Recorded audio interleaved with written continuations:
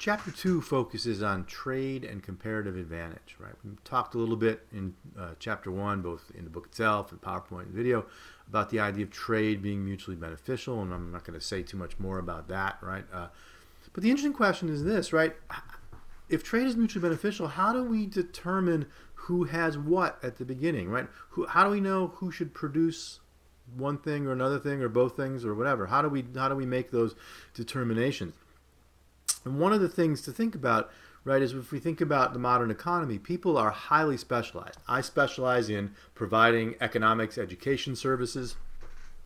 Doctors are very specialized in the things they provide. You can think about think about a mall and all the specialized stores there, a candle shop, a shoe shop, right? People very, very specialized in what it is that we do. We tend to do one thing, focus on that, and then we trade for the other things we need. We tend not to produce all our own clothing or all our own food or anything like that. In fact, it turns out if we try to do that, that's a great way to impoverish ourselves. And you might think about that in the context of current debates over free trade and globalization and so on, tariffs, and so we'll certainly talk more about that later in the semester.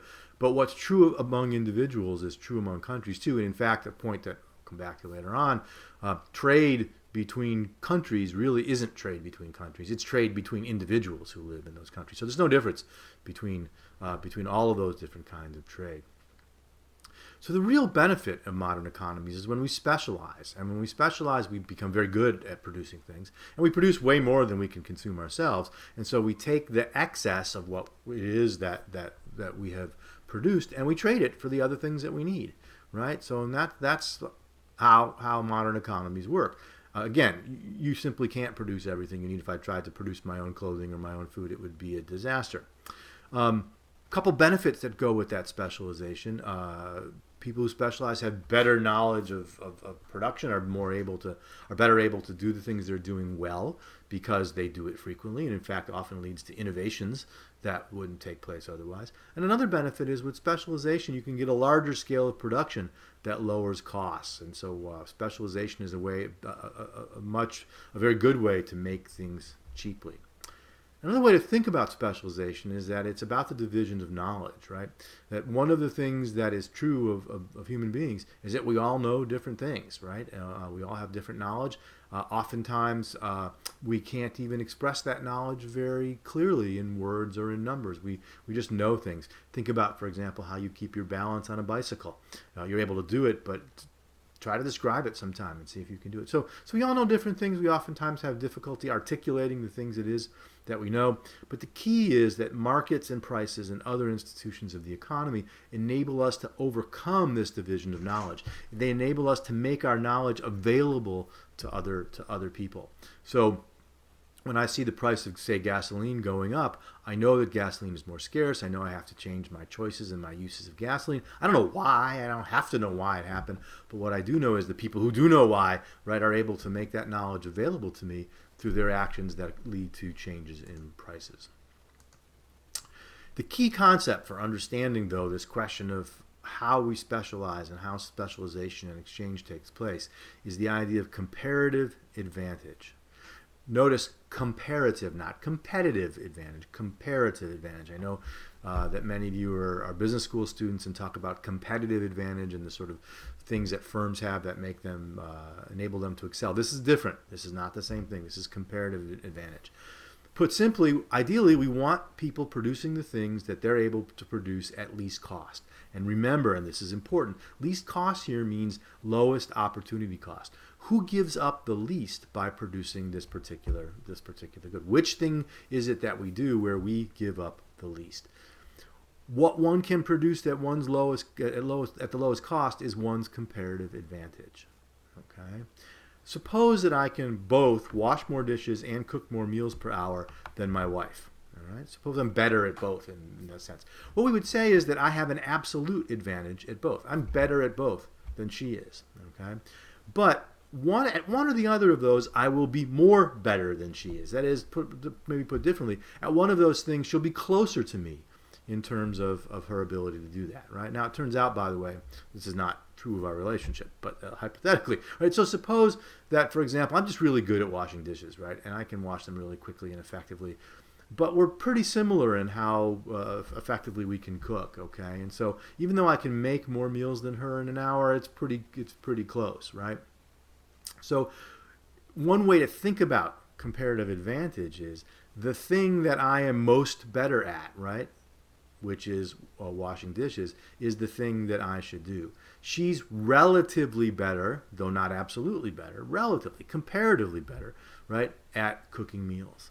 And if you look in the textbook, you can go through the example there. There's a different example in the PowerPoint that sort of walks through this, right, and sort of shows how even if one party is better at both things in an absolute sense, right, we should still specialize and produce according to the thing that we're relatively, comparatively best at, right? And the key to this is that when we specialize according to comparative advantage, it increases how much we produce, that increases how much we have to trade, and most importantly, it expands our ability to consume beyond where it would be without specialization.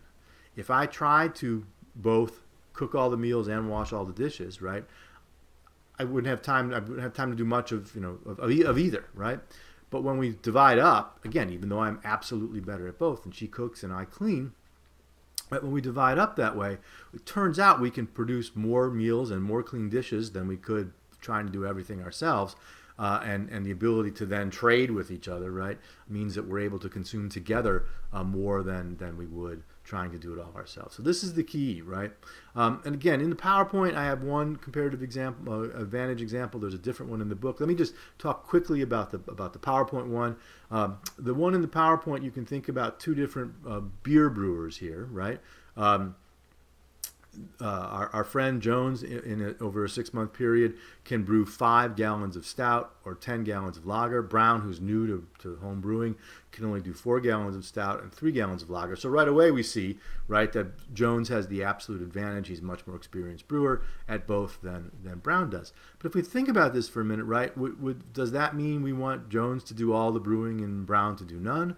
Or that we want them to both do a little bit of each? No, we want them to specialize according to what they're relatively best at. Now, if you eyeball in the PowerPoint that little table there, you can kind of see what's happening. Jones is a lot better at brewing lager than Brown is, and only a little bit better at brewing stout. So it kind of looks like Brown probably should brew the stout and Jones should brew the lager, right? And that, it turns out that's going to be right. But let's think about why. And the key is we have to compute opportunity costs. We have to be able to explain this in terms of opportunity costs. So, right, think about it this way. What does Jones give up? For every gallon of stout he brews, what does he give up? He gives up 2 gallons of lager, right? Brown, for every gallon of stout Brown produces, Brown gives up 3/4 of a gallon of lager, right? So right away we have a sense of what those opportunity costs are. In fact, if you go to the PowerPoint, the 10th slide in the PowerPoint, you can see this, right? So Brown gives up 3/4 of a gallon of lager every time he brews stout. And if we look at it the other way, what does Jones give up when he brews lager? Well, he gets 10 gallons of lager, but gives up 5 gallons of stout. So he gives up half a gallon of stout for every gallon of lager he brews. And Brown, 4/3, 1/3 gallon of stout for every gallon of lager he brews. And you can see those are just reciprocals, right? Okay? And so the question we want to ask is, who produces which good at the lowest opportunity cost, right? So if we look at, for example, lager, stout rather. If we look at stout going down the vertical column there, whose opportunity cost is lower? Well, Brown's is. Brown gives up less lager producing stout than Jones does, right? 3/4 versus 2. On the other hand, if we look at lager, right, what's the opportunity cost of producing lager? When Jones produces lager, he only gives up half a gallon of stout for every gallon of lager he produces, while Brown gives up 4/3, that is 1/3 gallon of stout for every gallon of lager. So we can see, as we sort of saw before, right, the lower opportunity cost producer of lager is Jones, the lower opportunity cost producer of stout is Brown, right? And those are their comparative advantages. Remember, again, Jones is better at both, right? But Brown is comparatively best at producing stout. That's his lowest opportunity cost, okay? And when you do this, right, you can see what the advantage, what's going to happen here, right? Comparative advantage enables that specialization, and specialization leads to trade. The problem with specializing, of course, is you have all of one thing, right? Brown Brown has all the stout. Jones has all the lager. But suppose they like a little bit of both, right? Well, what are they going to do? Well, what they're going to do is trade, right? And if they trade, for example, 3 stouts for 3 lagers, it turns out if they do that, they can consume more than they can produce for themselves. Specialization, pursuing one's comparative advantage, and then exchanging, expand people's consumption possibilities beyond their production possibilities, right? That's a really cool thing when you think about it. Notice, right, that we haven't added any more inputs or any more resources or anything. We've simply reorganized who is producing what. And by reorganizing who is producing what, we're able to consume more than we would otherwise. I recommend to you that you take a look at the videos that go with this chapter. The Trade is Made of Wind videos by Art Carden. They will explain this very effectively as well, and take a look also at the examples in the book.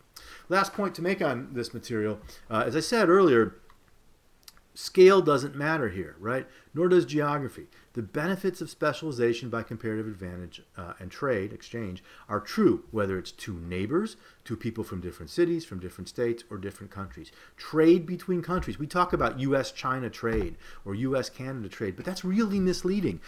Countries don't trade with each other. People do, right?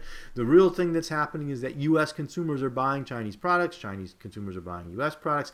That's what's happening. No different from our beer brewers, no different from the farmers and the Carden videos, no different from the examples in the textbook. The bigger the scope of trade, the more globalized production and trade becomes, right? The more wealthy we all are by having access to the specialization of other people that other people engage in, and their ability to produce according to their comparative advantage and trade with us. When we limit trade, we limit the possibilities of specialization by comparative advantage. We limit the possibilities of consuming, right, more than we could produce by ourselves. And so when we try, for example, if we attempt to block imports and to sort of say everything has to be done in the United States, we're restricting ourselves unnecessarily in ways that make us poorer, right? The ability to access goods from other places, cheap goods from other places, make American consumers better off. And most importantly, at least as importantly anyway, is that our ability to buy from people across the globe makes them better off. Global trade has been a key part of the reduction in poverty of the last 25 years. And again, the reasons why are explained, I think, pretty clearly in this chapter. So the scope of trade and scale of trade doesn't matter. It doesn't matter whether you're trading with your neighbors or with people from different countries. The principles are the same here. And the wider that scope is, the better off we all are. The more people we can trade with, the better off we are. And that's one of the key lessons from Chapter 2.